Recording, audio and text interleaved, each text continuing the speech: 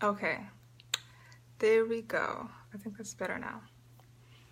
All right, come on in. Thank you for watching. Okay, hopefully you can see me okay. All right, so thank you for watching, everybody. So if this is your first time watching this video, welcome. My name is Nurse Choma. I am the founder of Choosing Nursing over at choosingnursing.net, where we help you to pass your NCLEX exam. So thank you for watching this video. Thank you for sharing the videos and for watching all the videos so far. So if this is your first time watching my videos, then what I want to share with you is that pretty much what I do, I help nursing graduates to pass their NCLEX exams so that way they can become a licensed nurse. And I was sharing earlier how I remember when I first, me personally, because I like I said, I'm also a registered nurse. When I first took my NCLEX exam and I took this test and I prepared for the exam, I had heard a lot of terrible things about the test leading up to the exam. I had dealt with people saying like, oh, it's going to be harder this year. They're adding more select apply questions, like all these type of information I was hearing as well. And I prepared, studied hard.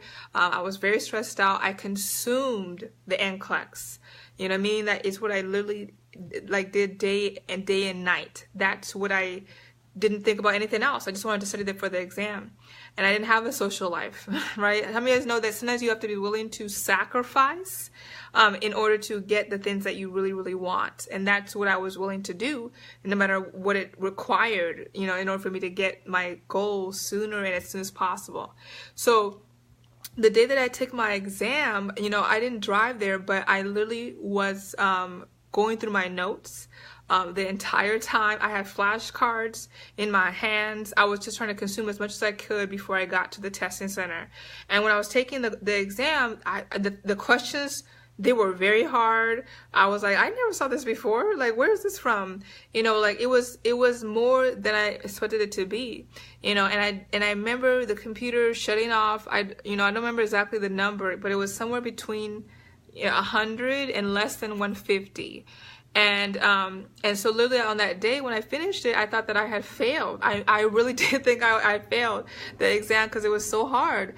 And so I had planned ahead, and I planned to go to Las Vegas for the weekend, right? In between my testing, to the time that I finished my exam and when I get my results, because it takes, like 3 days before you get your results. I didn't have the option of the quick thing, or I didn't hear about it. So anyways, though, I went to Las Vegas, but I could not enjoy myself because I just kept on thinking like, oh my gosh, did I fail? Oh my gosh, did I pass it or not? Like I was just thinking about that the whole time, and I couldn't really enjoy myself. And then finally, when near the end of the trip, I checked my results and I was licensed, and I saw that I passed, and I was so relieved. It was like literally the biggest relief I've ever experienced before in my life.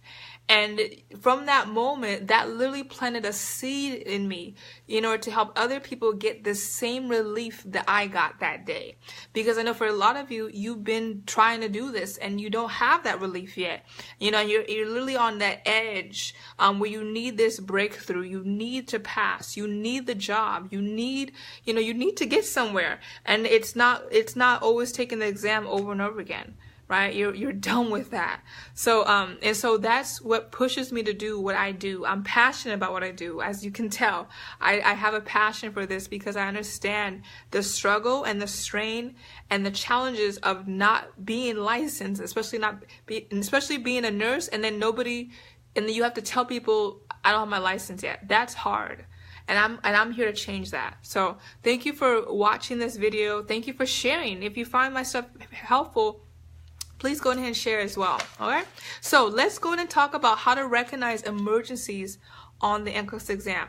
One of the things that a lot of you guys don't realize, and one of my goals too, is to help you to help you to look at things differently. If you're just joining, let me know that you're here too. I want to make sure this is okay. Let me know that you're here. Type in the chat box, say hello, so I can acknowledge you as well, and then also go ahead and share the video as well. All right. So one of the things I want to hope to do is to help you to see things differently, because that's the reason, that's one of the issues that you guys don't realize you're having, is that you're not seeing things in the right perspective. You're doing, right? You're doing, but you're not seeing though.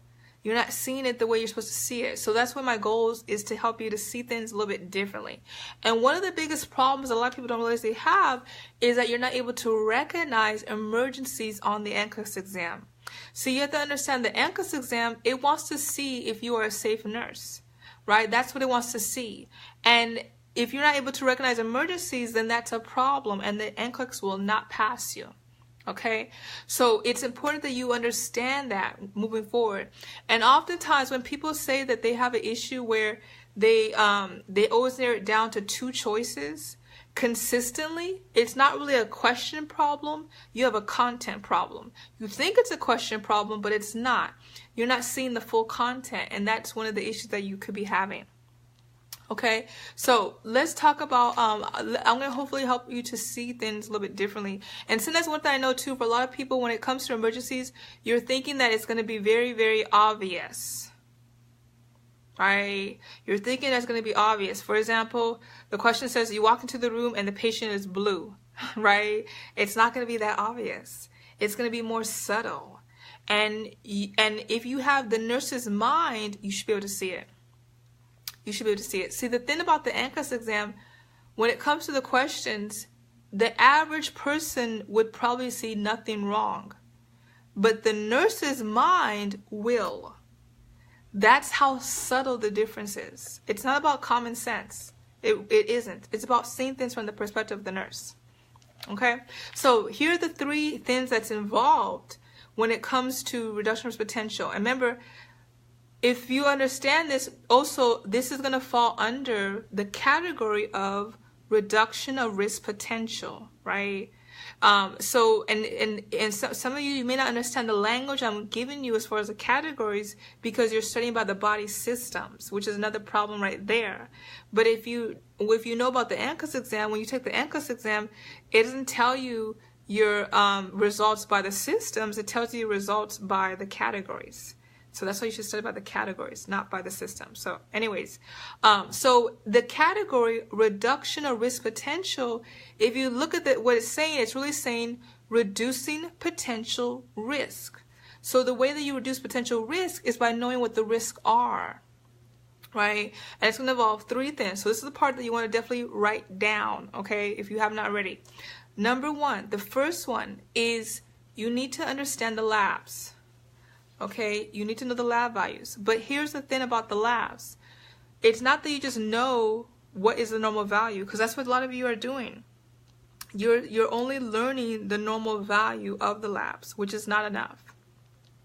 You need to understand what it means if the labs are elevated and what it means if the lab is low. That's the first thing. You need to know, what does it mean if the lab is high, and what does it mean if the lab is low, and what will you do about it? It's not enough to know the what of the normal value. Knowing the what of the normal value is not going to get you very far. But if you can understand what it means if the lab is high or low, and what you do, then you've gone a lot farther. So for example, if the WBC, if the normal count is 4 to 10, well, what does it mean if it's high? If it's high, then that means that this patient has an infection. So as the nurse, the priority is going to be giving them antibiotics, giving them fluids, understanding, checking their temperature. But if it's low, what does that mean? Well, if it's low, that means that the priority changes. And now it's going to be about, now they're immunocompromised and they're at risk for an infection. So now as the nurse, you have to make hand washing a priority. You need to limit fresh fruits, fresh plants, and restrict visitors. Right? So you see how what I just did right now? I discussed not only what the normal value is for the labs, but what it means if it's high and if it's low. And what you do. That's how the nurses thinks. Because then once you're aware of that, then you know what to do if what the exam is testing you through the values. Okay? So that's the first thing. So write that down. Is knowing the labs, what it means if they're high and low. Number two, the second thing is is disease processes. Okay, here's the thing. Okay, so remember one thing I talked about yesterday, or actually maybe a couple of days ago, is the bigger picture, right? Getting that full picture. Okay, so the thing about diseases, for nearly every disease process, there is a complication that can occur. Let me say that one more time. For nearly almost all diseases, there's a complication that can happen.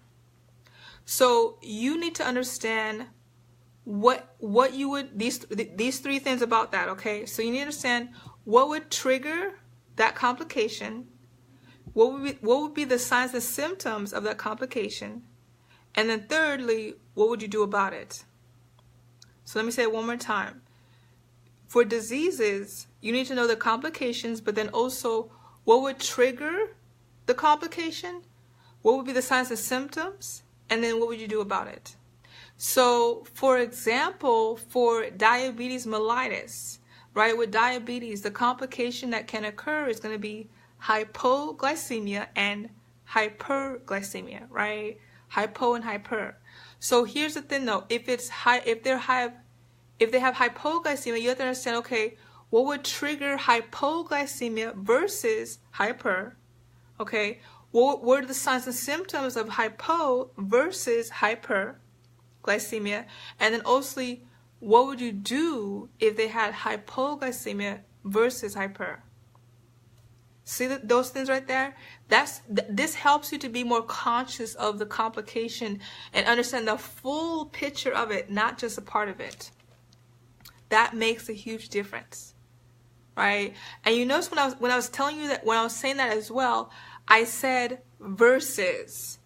One of the problems a lot of you guys are having is that you're mixing things up and you're not looking to see how it differentiates, and that's the issue. Because if you're mixing it up, then you will mix it up when you take the test. And I've noticed that when as far as the practice questions that we posted here on the page, I've seen that people are mixing up the choices because, like with subtle apply questions, because you haven't learned and to identify the difference between hypo, for example, or hyper. Makes a huge difference. Huge difference. Okay? That's number 2. All right, now the third thing, number 3. If you find this helpful, if you think this is good, please go ahead and share this video as well so that other people can receive this same information. Okay, the third thing, the third way to recognize emergencies on the NCLEX exam, number 3.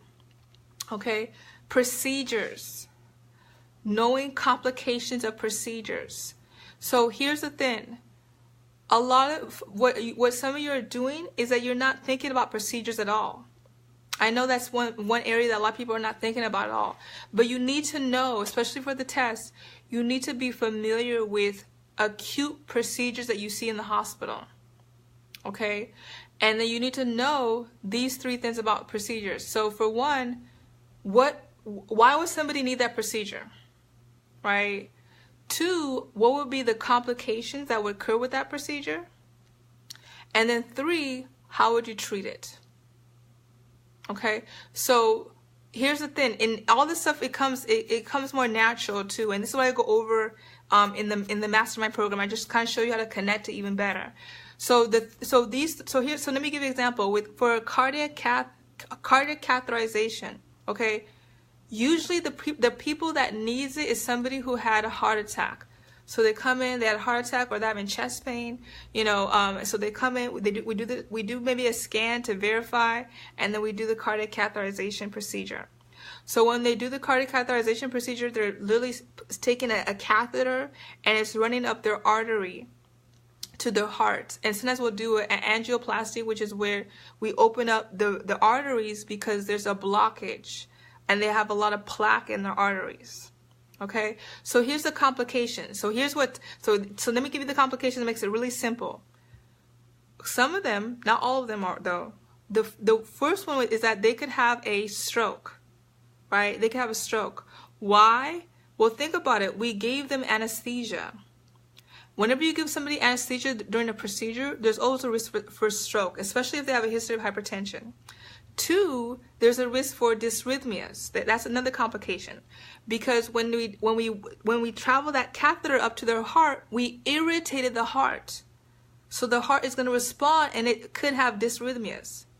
3, the third thing that could happen is bleeding, right? Bleeding, and that's more given, right? Because why? We made an incision, right? So if it's a stroke, if they had a stroke, we would respond by making sure that we monitor their level of consciousness. If it's the dysrhythmias, we would monitor their 12-lead EKG rhythm. And then if it's the bleeding, we would monitor the groin site, in addition to the clotting factors, right? See, but you see how it becomes natural though, because you see the connection, not because you're just trying to memorize the information. That's the difference. That's what helps you to retain it quickly, and you're not frustrated and not overwhelmed. It really makes a difference. I know for a lot of you what it is, you're frustrated, but the reason why you're frustrated is because how you're learning the information is too complicated. It's too hard. That's why it's taking forever for you to learn it or really get it, and it really sits in you. And then when you take the NCLEX, it should be so easy and so natural. Okay, so when it comes to being able to recognize emergencies, there was 3 things I talked about. The first one is you need to know the labs, right? And I did talk about and you need to know the labs high and low, and I went over that on we do have a YouTube channel as well, Choosing Nursing, and I go over labs on there. So you need to know the labs, but you need to not only know the normal values, but what it means if it's high and low. 2, you need to know the complications of disease processes. So for example, diabetes would be hypo versus hyperglycemia. And then 3, the last one, is that you need to know procedures that are usually frequently seen in the hospital setting. And then what would be the complications of those procedures? Okay? So I hope that you found this helpful. I hope that you really heard some of the key points and strategies I gave you right now, as far as helping you to really better understand the content, as well as how to recognize emergencies on the NCLEX exam. So if you found this helpful, please share this video as well, so that way other people can begin to see the NCLEX differently as well, and begin to really understand what they need to know in order to really pass their test. Okay. Now also too, if you do need more help to pass your NCLEX exam, I do also help people as well. So I do also offer help additionally. So I have a 6-week mastermind program. Okay, I have a 6-week mastermind program, and in the program, this is where I give you, we go over, you receive a lot of content resources, which is all video teachings. So the way that I'm talking right now, right, how I explain everything, you will receive over 21 hours of this, but it would be more presentation, so like a PowerPoint presentation, with visuals and questions, really helping to drill it in and help you to see more of the connection of the bigger picture. And what I do with the mastermind program, though, it is limited to only 14 spots. So there's only 14 spots. We are going to be starting this October 26th to November 30th, and this is the last one for the year. After that, the next one doesn't start until next year. Okay, so it does include the content video teachings. It does also include questions, exams. It includes live sessions. We have bi-weekly live sessions where we meet. I go over the content and I do questions with you, and I walk you through the process.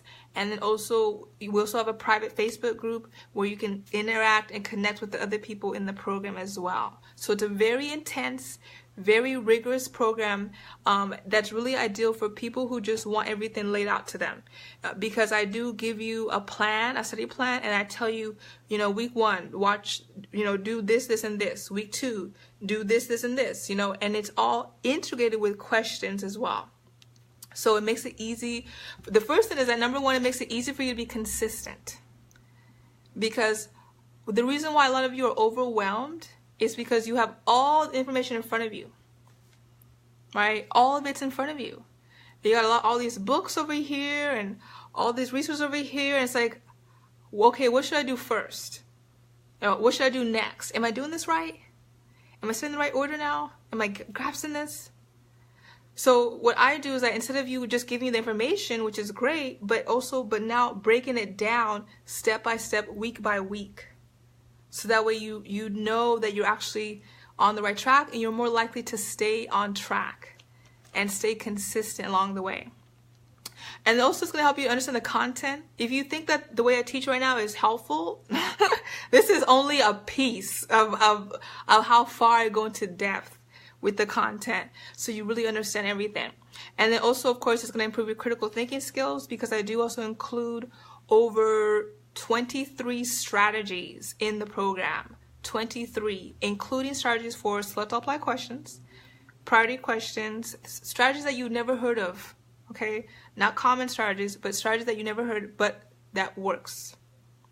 That actually works, that you can apply over and over and over again. And then I'll be able to see you really get it, because, you know, when we have our sessions, then it's like, okay, I can see if you're really understanding it or not, based on what you're doing.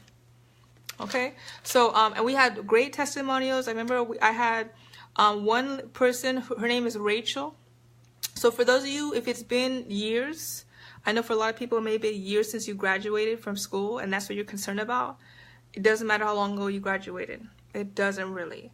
As long as you're willing to put in the energy and the work, that's all that matters to me. Because the way that I teach everything assuming that you know nothing. I teach everything assuming that you don't know anything. So that's one thing that people really like, because it literally, you know, brings you back to speed to where you should be. So I had one lady, her name is Rachel. Rachel graduated in 2013. And she had taken her exam 3 times and could not pass it.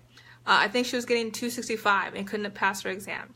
And she graduated, like I said, 2013, single mother, kids, you know, and she was in a position where she had to pass her exam within 7 weeks because her ATT score was going to expire.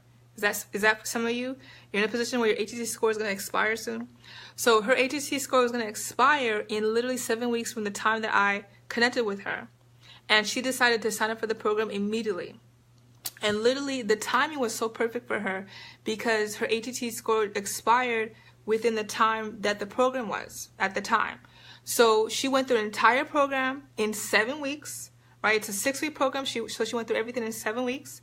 And she took her exam on the day her ATT expired, the same day. Went through everything, attended the sessions. You know, she was somebody who was very hopeless when she found me. I know that's how it is for a lot of you. She was very hopeless. She was very discouraged. But she went through it anyways. And she went through everything in 7 weeks. She took her exam the day her ATT expired. And can you believe she passed her exam on the 4th try with the program? And she's just one of many people. So if you are interested, if you want to sign up for the mastermind program, for the 6-week mastermind program, you go to bit.ly/NCLEX mastermind. bit.ly/NCLEX mastermind. If you have any questions, you can also inbox me as well. There's a lot of frequently asked questions on the page though, so it will probably answer your questions on the page though. So bit.ly/NCLEX mastermind. That made it easier, so that way you can easily find it. If you're in a position, however, though, where you're saying, you know what, I really like this, but however, though, I don't have until November. I have to take my exam sooner. Or, you know, I don't think I need that much help, but I just really like the way you teach everything. Is there something that you can do in regards to that? Well, I do also have a home study program. Home study program, it depends on you. You know, the more help, the better. But if you feel as if that you can grasp everything on your own based on your time frame, and you don't have time to meet live, and you just want to do everything on your own, the home study program is also a great option as well. And it does include a study plan, same teachings, same videos, same questions, same trainings, everything. Just no Facebook group and no personal help with me. Okay, so if you're interested in that program, and there is a limited discount on that link, you can go to bit.ly/RN home study. It's all one word, bit.ly/RN home study. And literally the way that I have it set up is that once you register and sign up, you get a welcome letter. You get the study plan that tells you what to do. Okay, so whether it's the home study or the other one, the letter will tell you, okay, now do this, now open this, now like it will walk you through the whole process. I assume that's what I do through everything, so that way you're not wondering, okay, what should I do next? Like, and even if it have questions, you can still reach out to us and we can get back to you. But it's a very, very easy to follow through program. The biggest, let me tell you, one person told me, she told me, I feel as if I hadn't went through nursing school, I could have been good with this program. That's what she told me. That was the best compliment I've ever received before in my life. She literally told me, because she went through a really terrible nursing program. I don't know if that's you. She went through a really horrible nursing program, and she literally told me, if like your program helped me to, like, it feels as if I didn't go through nursing school, I would have been okay with your program. Which is probably one of the biggest compliments I received. I mean, I received a lot of great feedback, but that by far topped it. So, and then also if you are an LPN nurse, so if you are an LPN nurse and you're saying like, okay, I actually need help to pass my LPN exam, then I do also have an LPN program too. And the LPN program, it's already broken down by the LPN categories as well. So what I do, I made it reflective of the NCSPN PN test plan. So it's organized by that plan, and it's up to date based on the LPN test. Because I know for some people, maybe it's been years since you graduated. That's fine. Everything's completely up to date. So, and then it does include a welcome video, and it does include also an LPN study plan. So it will tell you week 1, watch this, week 2, watch this, with trainings, with questions, with exams. And there's always a feedback that lets you know you're on the right track, no you're not, you should do this now, kind of thing, as well. Okay, so the LPN program, if you're interested in the LPN program, go to bit.ly/LPN study program, bit.ly/LPN, one word, study program. All right, so I think that was all I wanted to share with you guys. And then the last thing too is that if you're in a position where you just really want to talk with me one-on-one, like you don't want to, you just want to talk with me for whatever reason, and you just feel more comfortable first having a conversation with me, and then you want to then get more guidance that way, that's an option too. I also do help people who just want to talk on the phone and you want to get more guidance. So the way I do that is through my assessment test. So you pretty much take a test that I've created, and you're going to take either the LPN test or the RN test. You take a test, I review your test results. Okay, I review your test results. We get on the phone, I go over your test results with you. And I tell you, how you're doing, like what it means, what you should do differently, that kind of stuff, like tell you what you focus on. I mean, it does tell you in that, but if you just feel more like you just need to talk to me, then you can do the assessment test.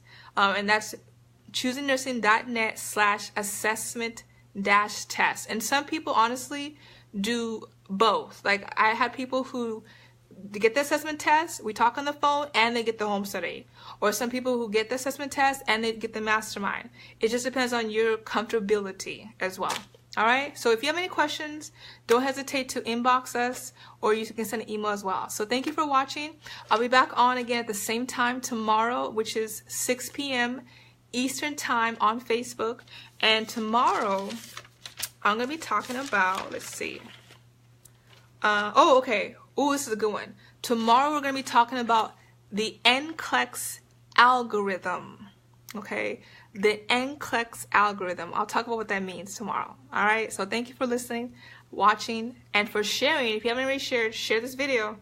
All right, and I'll see you the next time. All right, bye-bye.